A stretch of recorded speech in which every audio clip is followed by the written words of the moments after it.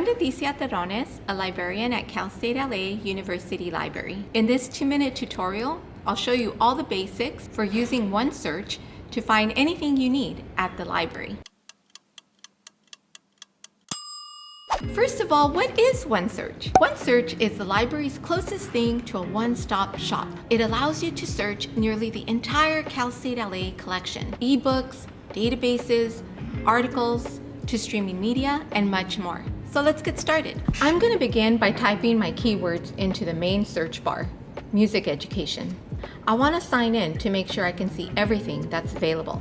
You'll notice that there's a million results. That's a lot. We'll have to refine this search to make sure it's more manageable. On the left-hand side, you'll see the Refine Results column. I'm going to click on Full Text Online to see only the things that are available online.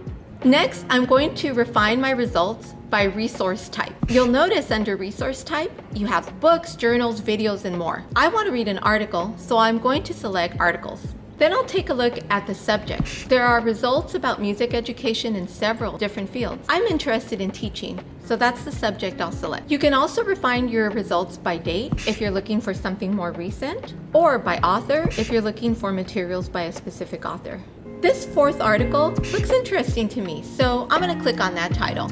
A window will pop up showing the databases that have that article available, and I'll click on one of them to access it. Once I click on the database link, I'll be able to read the entire article. I may only be able to read it online, or maybe I can only download it. Depending on the type of database the library subscribes to, the access might be different. Finally, if you find some resources that you like, you can pin them to your favorites by pushing this pin button. That way you can easily access the materials you've saved for a research project.